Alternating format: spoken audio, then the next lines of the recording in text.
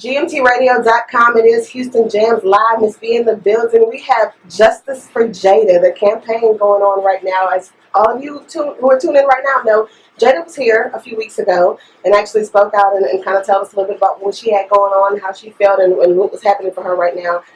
We do have Jada and her mom, Suki, in the building now. Hi, everyone. Hi.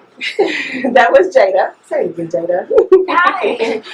We're gonna start this interview off by, first off, I want to say, from when you guys were here last time, I know we just touched on some key points and we had some people in the building and people were tuned in, and we know that you guys are campaigning right now as far as the justice goes.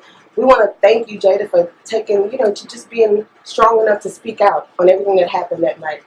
But one thing I do know, for those who are tuning in right now, I had some questions that came about after you guys left, and we tried to just keep it at a minimum then, but now that you guys are ready to actually speak on it, people want to actually know what happened that night. And I don't know if Jada wants to speak, or Mom, if you want to go ahead and just take the initiative and tell us what happened, but we just want to know what exactly happened to her that night. Well, we had a gathering that we went to, and we pretty much came home. I was exhausted, I had been trying to put my younger kids to sleep, and Jada pretty much snuck off. She snuck out that night, and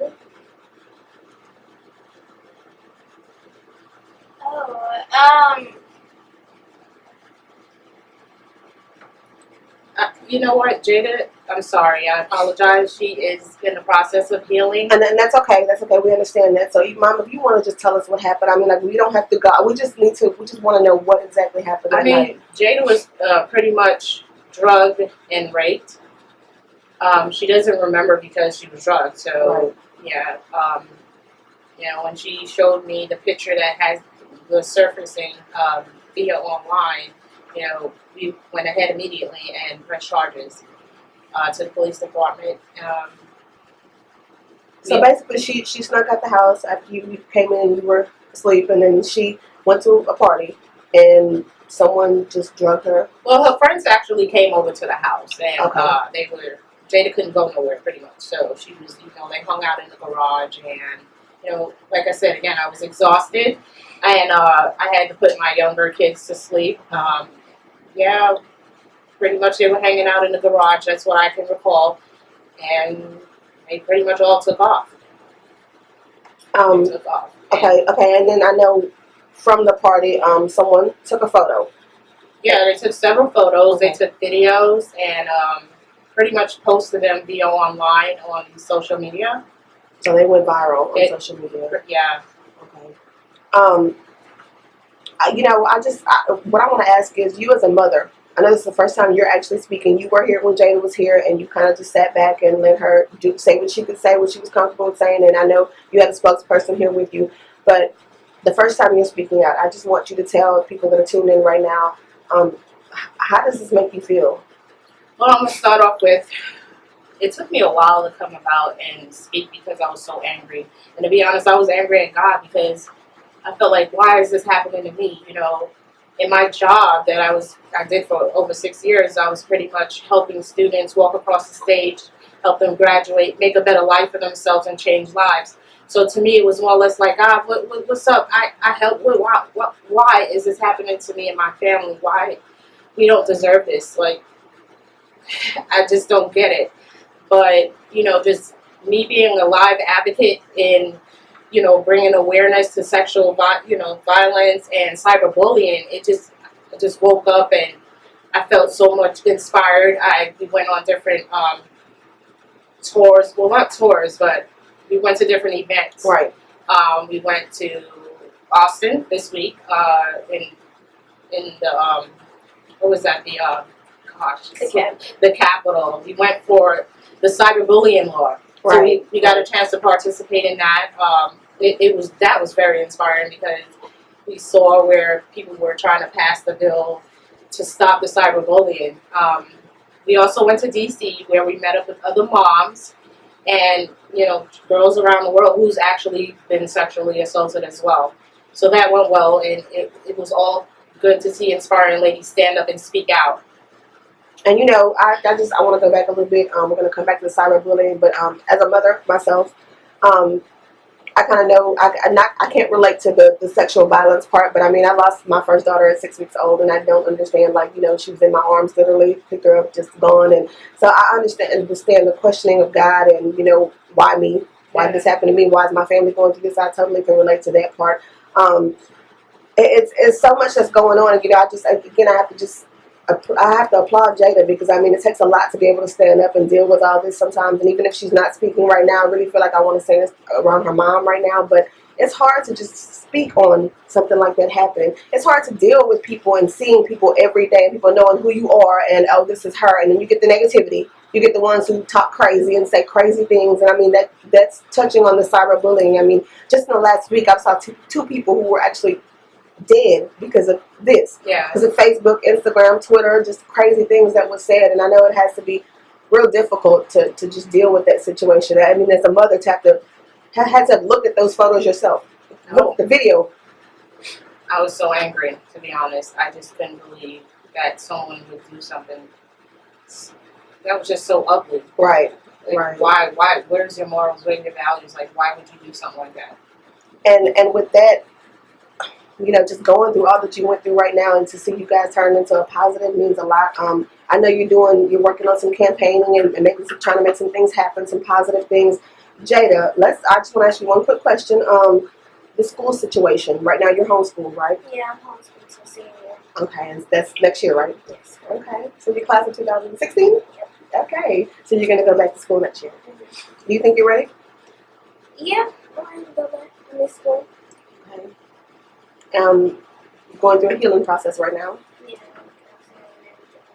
Okay. Okay. Well, you heard it here, GMT Radio. Jada's in the building. We have Miss Silky, her mom, in the building, speaking for the first time, and I really, I applaud you also for even making this happen. Thank you, Ms. B, for having us here. Anytime. You guys know you're always welcome. What we're gonna do is let's play a little bit of music and just set the tone, and then we'll come back and we'll do some more.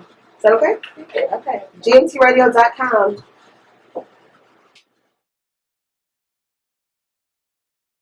Radio.com, Houston Jail. We're back with the Justice for Jada Hour. Jada, are you okay? Yeah, I'm fine. Mom? Yeah, I'm good. Good. One question I have, and I know we kind of touched on it off air, and I want to make sure we bring it to light right now, if you're okay with that. Having other kids, Jada not being the only child, you have younger kids, right? Correct. How did this whole situation affect them and what's going on right now? Well, my 9-year-old, pretty much, he feels like he's the man of the house, and that, he was at school. His counselors were pretty much calling him, saying that this has been affecting him. He's walking around the hallway, crying. He feels like I'm the man of the house. I should be the one that saved my sister. He's been falling behind in terms of, like, grades.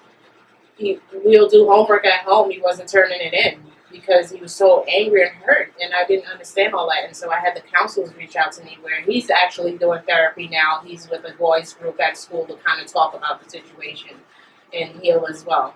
Are you seeing anger, rages, or anything like that? Yeah, at one point I did with him, but it's getting better with the counseling that he receives outside of school, and also with the mentors that he has at school. So it's a healing process for the whole family, basically, at this point. Yeah. I mean, this is terrible. Let's talk about the Justice for Jada campaign. What do you have? I mean, who's helping you put this type of campaign come about? Who's helping you put it together? What's going on? Well, when the story, when the picture went viral, and the story, when she did the news thing, we had Jazz, J.D. Wilson. She came across and reached out to us, and she actually started the campaign. She did the hand thing, which is really dope. Thanks, Jazz. We love you. And she did it for Jada. When Jada Pinkett said, "What are we going to do about this ugly epidemic?" I think that touched so many lives, and I just want to say thank you, Jada. Thank you to everyone that supported with the campaign that's been helping out. So and you guys you had a White House trip also, right? That was the DC. That was DC, yeah. It was the Capitol. Capital, okay. Yeah. How did that happen? How did that come about? Well, I want to thank Angela at Pave. a nonprofit organization. She pretty much, paid for all the girls to come out there and meet, and also the mom. So they got a chance to do the national press conference there, where they all told their story. And cyberbullying is so huge. I mean, just hearing these other girls' stories was so inspiring. It was just hurtful. And that's why it's beyond Jada, beyond those little girls. It's for everyone at this point. Because cyberbullying is the emotional stress, Yes, mental. It affects people's families. The stories that I heard, it was just crazy. I mean, I've seen two in the last week. One of them is a girl from Atlanta, I believe, that she was called over to a friend's house, and she thought they were her friends actually, and like over something as minor as a hamburger. I think they just had to set up or whatever. Like 3 of the girls just jumped her. They just were repeatedly beating her and kicking her in the head. She was unconscious. I mean, this went on for like 4 or 5 hours. She spoke out on it. The Atlanta Police Department weren't doing anything, so she had to go. She had to go out and speak on it to make them actually come and help her. And I mean, at this point, it's like the video is on Instagram, Facebook, Twitter, everywhere. I also saw another one a week ago from someone who had been having these issues with childhood rivalries or whatever, and they finally decided, hey, let's meet up. She thought they would meet up to squash it and to fix it. They got there, the fight broke out, and 2 Is guys. that the one from Brooklyn? Yeah, they started shooting. Yeah. They killed her. Yeah, I saw that also. So I mean, it's just like it just continues over and over again. I mean, we think these social networks, it helps in some cases because, like, in what I'm doing, it'll help as far as music, artists, people I need to get in here, but then it also causes turmoil at the same time. So so the cyberbullying. You went to a rally last week? Well, no, not a rally. What we did was we went to do the law thing. Okay. Yeah, because to try to pass the law. If a law was implemented, this would stop a lot of this nonsense. It really would. It would protect our kids. And that's exactly what we need put in place. So that's why we've been active in trying to pass this cyberbullying law. And it's difficult with kids, even not in the case of, regardless, Jada can say she snuck out the house and left that night. Even if the kids that you say, hey, you can go ahead and go, just have a good time, BK. You still can't. You can't say what your kids are going to do. You can't be there every step of the way, but at the same time, you always want to be able to protect them, and it's difficult when you feel like you can't and you're helpless. And I totally know that feeling. So. Yeah.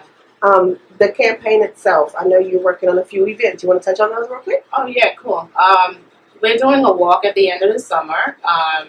So that's one of the events that we're looking forward to. It's going to be her 1-year anniversary. So I want people to come out and support us by just walking, just walking around, showing that support for Jada for standing up. Also, we're doing an Easter egg hunt probably sometime in April. And we'll keep you tuned. I mean, just go to our website at www.Justice4Jada.com. And also check the GMT Radio website, because we'll definitely make sure that we have all the information posted there. I will help you with the Easter egg hunt. Now, the walk, like I said, off air, we're going to laugh about this, but I might be there, but I'm a little chunky, so I don't know how far I can walk, so that might have to help me or something. Anything else you want to touch on, Mom? I'm glad that you finally just said, let me go ahead and speak out and say how I feel. Is there anything that you just want to say right now? I just really want to thank everybody for their prayers, their support, the community, Case, who's been behind us, Kate, my closest friends, just my family, everyone that's keeping us in prayers and supporting us. I really just want to say thank you so much. Okay, and to the mothers out there, oh my God, there is no rule book on this, on how to deal with your kids being, raped or just harassed or bullied. Every day you just wake up like, I don't know what to look forward to, but you gotta stay prayed up. You gotta stay prayed up and communicate with your kids. And one thing I want to say is that to the kids, if you cannot tell your parents, tell us. We'll locate someone for you. We'll tell someone for you. Talk to somebody. Like, speak up and speak out. Like, we're here for you. So just hit us up. It's not funny. I'm from Brooklyn. What do you expect? How about we jump into a little bit more music, and we'll come back and close out this interview. Justice for Jada Hour. That's what I'm going to call it. We're going to start doing this once a month.